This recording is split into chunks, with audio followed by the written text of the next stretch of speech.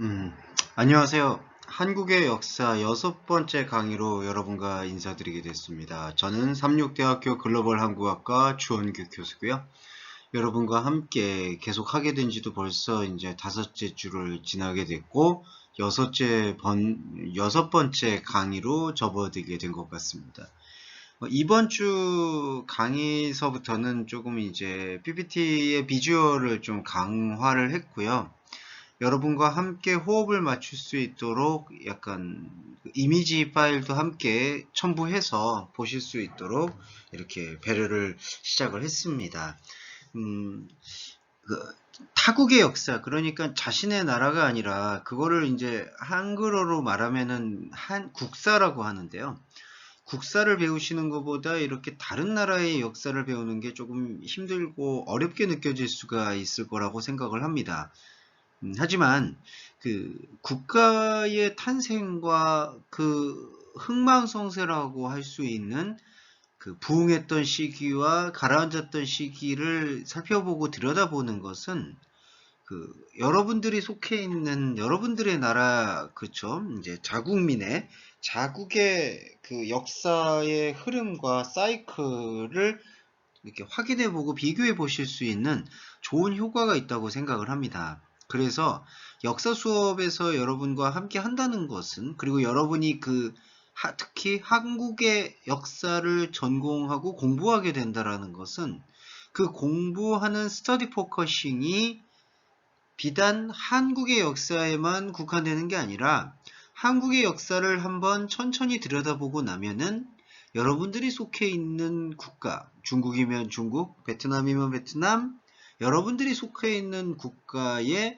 정체성과 뿌리, 그리고 인류가 추구하고 있는 그러한 세계적 방향이 문화나 토양과 풍습과 언어나 인종이 다르더라도 모두 어떤 하나의 방향점을 지향하고 있구나라는 공통점을 발견할 수 있다고 생각을 합니다. 그래서 역사를 우리가 배우는 거고 공부하는 거니까 조금 지루하고 힘이 들고 어렵더라도 끝까지 함께 해주셨으면 좋겠습니다.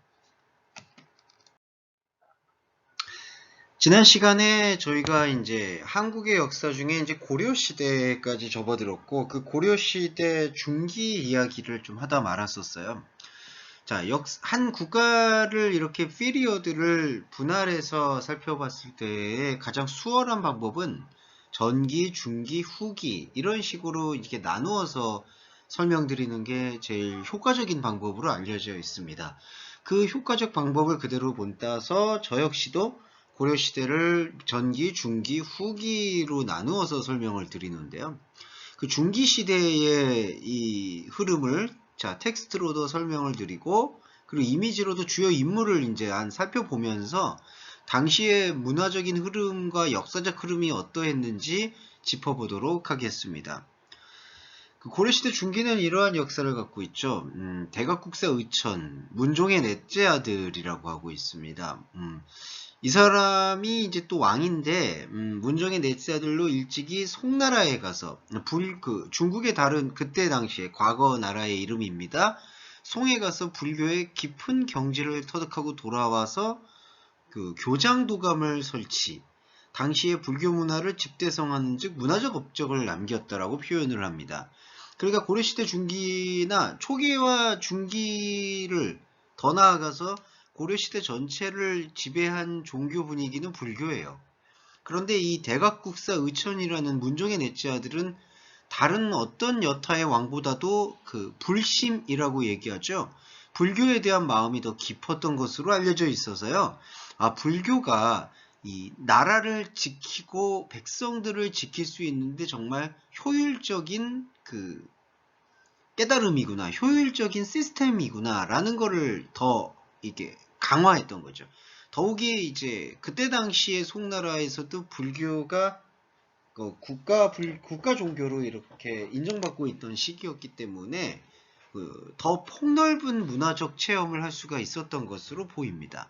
그래서 이제 송에 가서 불교의 경지를 터득하고 교장도감이라는 것을 설치하는데, 이걸 조금 이따가 좀 설명을 드리도록 할게요.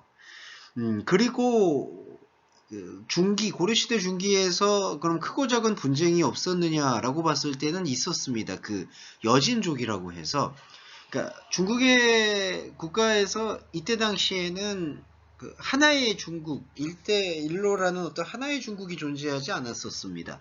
조금 큰 나라가 있었고, 그리고 소수의 부족들이 영토를 차지하면서 자신들만의 자생력을 갖고 있었던 그 구조로 역사가 이어져 내려왔는데요. 여진족이라는 부족 역시도 그 송나라에 속한 민족이 아닌 그 소수 그 분쟁을 일으키는 지역으로 많이 알려져 있습니다. 네. 그런데 그 여진족의 침략이 계속되기도 했었어요. 고려시대에. 그렇지만은 역시 그래도 고려가 이제 하나의 통일국가의 채모를 갖추고 있기 때문에 그 도전을 하고 여러 가지 침략과 습격이 일어난다고 해도 세력이 그보다 강하지 못했습니다. 그래서 고려에 이제 복속된 상태였고, 이렇게 그래서 고려가 여진족이라는 그 부족을 이른바 부족국가라고 할 수 있는데요. 중국의 부족국가를 자신들의 지배권 안에 오랜 세월 머물게 했었던 통치가 가능했던 시스템이었죠. 그러니까 컨트롤이 가능했던 시스템이었는데, 이 여진족이 점점점 더 그 세력이 강해집니다. 그래서 이제 12세기 초부터 고려 사회를 심각하게 위협을 하거나 영향을 미치게 되는 집단으로 성장하게 되는 불씨가 되는 것 같습니다. 여러분 지금 보시는 이미지가 그 규장도감이라는 그 불교의 학문을 집대성하는 그 어떤 일종의 교육기관인데요. 그 교육기관 안에 보관되어 있는 그 팔만대장경이라는 문서의 이미지입니다. 팔만대장경은 불교의 경전을 이렇게 벽이나 아니면은 두루마리 책에다가 직접 적어 놓았던 그 불심의 역사를 오롯이 드러내주는 역사적 사료예요. 그 팔만대장경의 이미지로 보시면 되겠습니다. 과거에는 서책이 이렇게 이제 그 창호지나 한지로 되어 있고요. 그 위에 이제 붓글씨라고 하죠. 붓을 사용하고 먹을 사용해서 글씨를 기록해서 이걸 통해서 서신을 남기기도 하고 편지를 주고받기도 하고, 아니면은 대량 인쇄가 발달되기 이전이기 때문에 이렇게 머물게 해서 여러 가지로 사용했던 것을 볼 수가 있습니다. 네. 그 팔만대장경이 이렇게 쓰여지고 서책으로 남아져 있었고, 다시 반복해서 말씀드리면 인쇄술이 대량 인쇄가 발달되기 전이기 때문에 이렇게 직접 다 한 권 한 권씩 수기를 썼어야 됐어요. 그래서 팔만대장경의 그 서책도 이렇게 한 인물이 한자 한자 붓글씨를 통해서 기록해 넣었다, 이렇게 이해를 하시면 될 것 같습니다. 규장도감에 대한 설명을 조금 더 자세히 드릴게요. 아까 보셨던 이미지가 이제 팔만대장경과 같은 그 불경을 그대로 옮긴 서책이라고 말씀을 드렸고, 이 문종의 넷째 아들인 의천이 규장도감을 설치했는데 거기에 대해서 조금 설명을 드릴게요. 이 텍스트에 있는 한글도 조금 유심히 지켜보면 좋을 것 같습니다, 여러분. 의천이 20년 넘게 국내를 비롯한 송나라와 요나라 그리고 일본, 송나라에만 국한된 게 아니었네요. 일본과 요나라 등에서 불서를 모았는데 그 목록인 신편제 종교장 총록을 만들었다. 이 신편제 종교장 총록이 불서를 모은 모음집이라고 볼 수 있어요. 여기에는 1010부에 4857권의 저술이 실렸다. 꽤 상당한 양입니다. 4857권의 불교에 관련된 책을 보관한 거죠. 그런데 여기서는 경과, 율과 논 3장을 갖추어져 있으나 장소는 그렇지 못해서 이를 모아서 이제 간행하려고 했었던 거죠. 예. 그러니까 뭐냐, 이제 경과, 율과 논, 그래서 세 가지 불교의 중요한 그 메시지는 갖추어져 있었는데 이제 장소가 빠져 있었어요. 그래서 이거를 다 같이 모아가지고 이 불서의 그 저수를 하나의 집대성해서 간행하려고 했던 거죠. 그리고 이제 의천은 거의 승려죠. 예, 화엄종의 승통이었어요, 의천이. 그래서 이제 문종의 또 넷째 아들 왕족이기도 하니까 승려이면서도 왕족이니까 왕실의 후원을 받기에 유리했어요. 그래서 자신이 주지로 있던 흥왕사에 교장도감을 설치하고 속장경을 간행했다. 그게 아까 그 장소까지 합쳐서 경, 율, 논 이 불서의 콘텐츠를 말하는 겁니다. 그 불서의 콘텐츠가 완성적인 콘텐츠로 나타날 수 있는 속장경을 간행했어요. 그렇게 해서 이 사업은 언제까지 계속됐느냐? 숙종이 47세로 세상을 떠날 1101년까지 약 10년간 사업이 계속됐어요. 그래서 이제 이렇게 교장도감을 통해서 간행된 속장경이 언제까지 이제 지속이 됐냐 하면 1232년 고종이라는 왕의 19년 때 1232년에 그 몽고가 그때 당시에 또 크고 작은 잡음이 있었기 때문에 몽고의 침입대 흥왕사에 불이 나서 이제 4,000권이 넘는 판목이 불타는 일이 벌어집니다. 그러니까 4,857권이었는데 1232년에 몽고와의 전쟁으로 인해서 화재가 발생했고 교장도감이라는 장소에 그래서 4,000권이 넘는 판목이 불탔어요. 여러분 판목은 인쇄 기술에 있어서 이때 당시에는 이제 대량 인쇄 기술이 아니었기 때문에 그 목판이라고 하죠. 나무에다가 글자를 새겨가지고 그렇게 판목. 그러면은 좀 인쇄가 다양하게 가능하겠죠, 여러분. 그러니까 그 판목에다가 또 어떤 잉크와 먹을 묻혀서 종이를 통해서 거기서 그걸 끄집어낼 수 있으니까. 그래서 이제 현재는 이 교장도감 안에 있는 불경들이 불서가 일본 도다이사 도서관 등의 그 인부가 일부 보관되어 있고요. 그리고 우리나라에는 조선 초의 중수와 간행된 것이 순천의 송강사에 전해오고 있다라고 되어 있습니다. 그러니까 한국에 지금 이게 남아있는 게 별로 없다라는 거예요. 자, 일단 이게 교장도감에 대한 해석이 되겠습니다. 고려시대 중기 이야기를 더 해볼게요. 자, 12세기 중반부터는 사실 고려의 나라의 형세가 흉흉하기 시작했습니다. 그 10세기까지는 아까도 말씀드렸지만 교장도감이 설치된다. 그 불서가 집대성이 될 수 있는 그러한 여유와 여건은 왕실이 후원을 받았기 때문에 가능한 거고요. 왕실이 후원할 수 있을 정도라 그러면은 다른 외부적인 상황이 잠잠하거나 안정권에 들어섰다라는 해석을 우리가 해볼 수가 있어요. 그래서 10세기, 11세기까지는 비교적 고려의 나라와 국가 시스템이 안정적으로 운영됐다고 볼 수 있는데 12세기 중반에 들어서는 고려가 그걸 한자성어로 그 외화 내빈에 이제 봉착을 하게 됩니다. 외화 내빈이라는 게 뭐냐면은 안으로는 궁핍하고 밖으로는 풍랑이 많다라는 뜻으로 외부의 외교적 관계에 있어서도 크고 작은 전쟁들이 많이 일어났고 무엇보다 내부적인 정치 상황, 곧 내부에 있는 집안 살림이 이상하게 흔들리기 시작했다라고 보는 게 고려의 12세기 중반의 풍경이다 라고 말할 수 있어요. 12세기 중반에 들어서는 그러면 어디에서부터 이 내빈, 곧 내부적 갈등이 일어났는가? 안타깝게도 지배층 내부에서 문벌 귀족 출신과 측근 세력 간의 정치 권력을 둘러싼 대립이 치열해지기 시작했습니다. 그러니까 강력한 왕정 체제를 갖춘다 하더라도 이 모순을 극복하기는 어렵나 봐요. 왕 역시도 누구의 편을 들 수 있고 누구의 편만 이렇게 편향될 수가 없는 관계로 또 그렇게 편향될 수도 없어요, 사실은. 그렇기 때문에 밑에서 조직적인 관리를 하지 않을 수가 없는데 그 조직적 관리를 하는 과정에서 조직은 어떤 클러스터를 형성하기 마련입니다. 힘이 모이는 것으로 끌려다니는 거예요. 그리고 그 힘은 여러 가지로 분산될 수 있습니다. 그러니까 왕족은 분산되지 않을 수 있다 하더라도 그 밑에서 벌이고 있는 세도가들, 곧 세력가들은 분산될 수 있다라는 것이죠. 그렇게 분산된 것이 바로 문벌 귀족 사이에서 벌어지는 여러 가지 권력 다툼, 곧 정치 투쟁으로 일어나기 시작했다라고 보시면 될 것 같아요. 자, 그런 와중에서 놀라운 일이 벌어지는데 여러분 이 고려라는 나라를 전체적으로 지배해왔던 귀족은 이제 문벌 귀족이라고 해서 그 문인들을 말합니다. 이게 한자인데, 그러니까 글을 읽고 글을 해석하는 사람들이라는 뜻이 문인이라는 뜻이에요.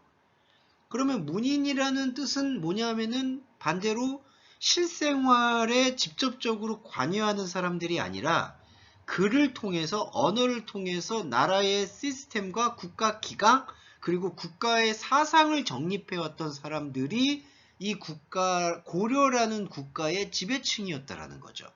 그러니까 사상을 이제 잠식했다라고 봐도 과언이 아닐 정도로 그 학문과 학적인 어떤 시스템을 통해서, 학자적인 관심을 통해서 성장한 것이 바로 문벌 귀족의 특징이다라고 보시면 될 것 같아요.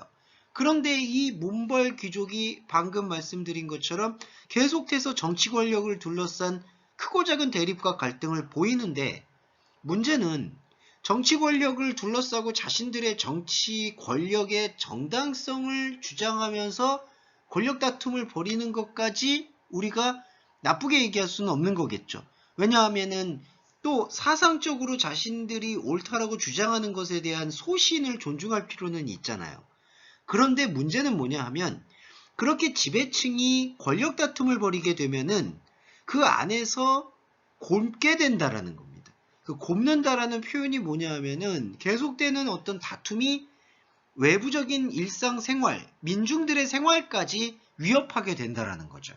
그러니까 정치 권력의 투쟁이 무엇이 나쁘냐 하면은 지배층 자신들의 싸움에만 그치면 되는데, 말 그대로 지배층이기 때문에 행정을 집행하고 나라의 그 살림살이를 돌보는 역할을 하고 있는데, 그 돌보는 역할을 하고 있는 사람들이 권력 다툼에 매몰되게 되면은 진짜 민생이라고 할 수 있는 민중들의 삶을 돌봐줄 수가 없게 되는 거예요.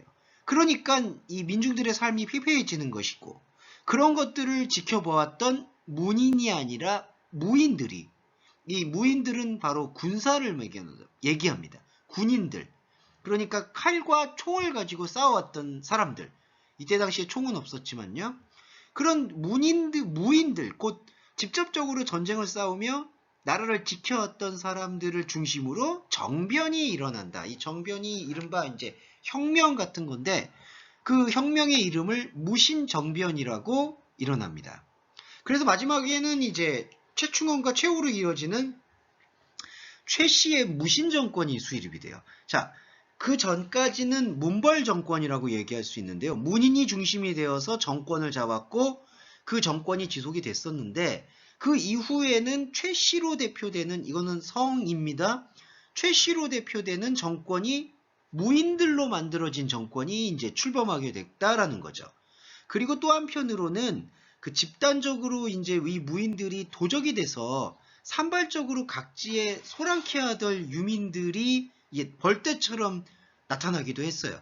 무신정변을 전후해서 유민들이 이제 집단적으로 발발을 일으킨 사건들이 그 고려 나라 전체에서 벌떼처럼 일어났는데, 그거는 아까 말씀드린 것과 동일합니다. 지배층에서 나라 살림살이를 돌보지 않고 정치 권력에만 눈이 멀다 보니까 민중들의 삶이 피폐해졌고, 그 민중들의 피폐해진 삶을 뚫고 생존의 외침을 나타내는 게 바로 사실 도적의 출범, 강도의 출범으로 나타나게 되고 만 것입니다. 참 안타까운 국가의 현실이 벌어지고 있는 것이죠. 여러분, 이 이미지는 당시 고려시대 중기에 이제 무신정변으로 인해 혼란스러운 지금 상황을 맞이하고 있는 그 장면 중에 하나고요. 그 KBS라는 한국의 방송국 드라마의 그 대하 드라마, 그거를 이제 사극 드라마라고 하는데요. 사극 드라마의 한 장면으로 보시면 될 것 같습니다. 네, 지금 그 장면이 어떤 이미지냐면은, 여기서 보시면은 지금 칼을 들고 있는 장수들이 보이죠? 그 장수들에 의해서 왕이 이제 끌려 내려오는 장면이에요. 그렇지만 이제 무신정변 사람들은 왕족은 이제 존중을 한다라고 얘기하지만, 결국에는 문인들을 몰아내고 무인들이 전체적인 권력을 장악하겠다라는 의지가 표명되어 있는 장면입니다. 무신정변에 대한 소개를 여기다가 이제 조금 드렸고, 여러분 공지사항에 제가 올려드렸던 그 한국의 역사라는 자료를 함께 보시면서 공부하시면 좋을 것 같아요. 자, 고려의 체제가 12세기부터 변화가 되었고, 문벌 귀족 관료 사이의 권력 다툼과 독전 현상이 일어했고, 이에 반발하는 신진 관료의 대항으로 이자겸의 난, 묘청의 난, 이 난이라는 게 반란이에요. 여러 가지로 쿠데타라고 이해하시면 되겠습니다. 그러다 보니까 전체적으로 문벌 귀족이 지배하던 사계에 위기가 처했는데, 그때 무인의 난이 일어났고 그것으로 인해서 정권이 붕괴가 됩니다. 왜냐하면은 이 군인들이 일단 이 현상적인 힘을 갖고 있잖아요. 그런 힘을 갖고 있는 것을 활용해서 이제 무인난으로 붕괴에 동착하게 된다. 이렇게 설명을 드릴 수 있어요. 그 12세기 이전 바로 직전이라고 할 수 있는 1170년에 정중부 등을 주도한 무인난이 그 무인들에 대한 그러니까 군인들에 대한 차별과 불만이 원인이 돼서 일어난 정변으로 이 정중부의 난이 고려 사회를 새로운 국면으로 전환시켰어요. 곧 그 무인 그 정권, 무신 정변의 촉발이 된 사건이 바로 정중부의 난입니다.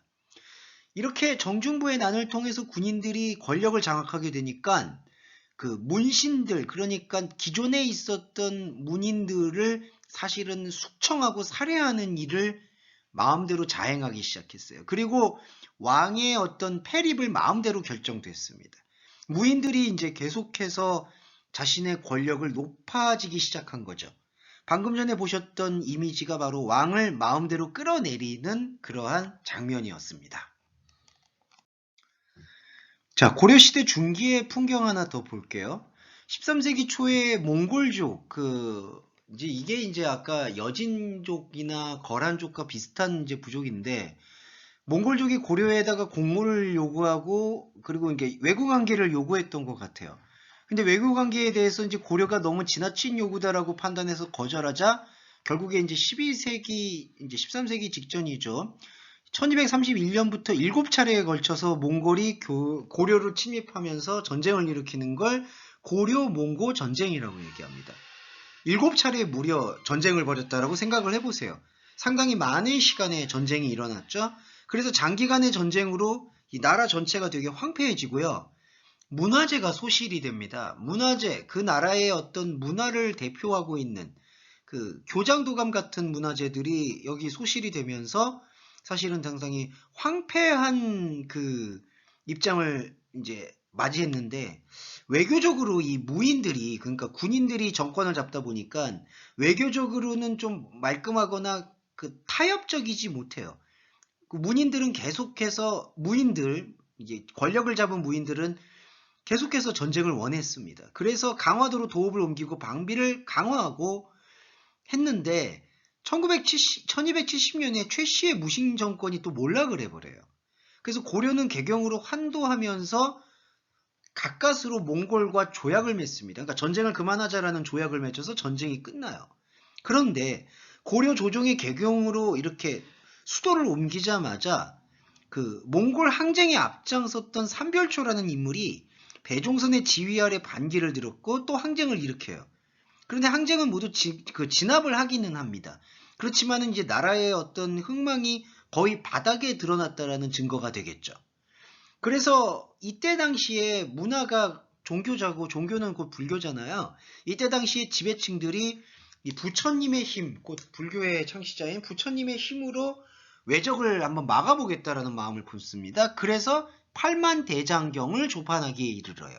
이게 불교, 한국의 문화재 중에 상당히 유명한 곳이고 지금 경주 불국사에 그 원본이 남아 있습니다. 지금 이 사진이 그 경주 불국사에 이렇게 보관되어 있는 그 팔만대장경에 있는 원본입니다. 상당히 많죠. 8만이에요, 8만. 네. 팔만대장경의 소개 간단히 드리고 첫 번째 시간 마무리할게요. 팔만대장경은 그 국보, 그러니까 나라가 보물로 지정한 거예요. 국보 32호고요. 1111년에 새겨졌고 1111년에 이제 새겨졌던 처음의 대장경이 몽골의 전쟁으로 인해서 불타버려요. 그래서 1236년에 몽골에 침입을 하니까 그 불교의 힘으로 나라를 지키고자 하는 마음, 그걸 이제 호국 불교의 의미라고 하는데요. 호국 불교적 의미로 대장도감을 설치하고 1251년에 다시 완성했고, 이를 이제 초조대장경은 처음이다라는 건데 두 번째로 한 게 바로 제조대장경이라고 해요. 그래서 이거를 이제 대장경판에다가 보관하다가 1398년에 해인사로 옮겨요. 강화에 처음에는 옮겼다가 그 다음에는 해인사로 옮겨요. 현재는 8만이 다 남아있지는 않는데 1516종 8만 1258판인데 고려시대에 간행되었더라고 해가지고 8만 대장경이 아니라 또 고려대장경이라고도 이렇게 표현을 해요. 네.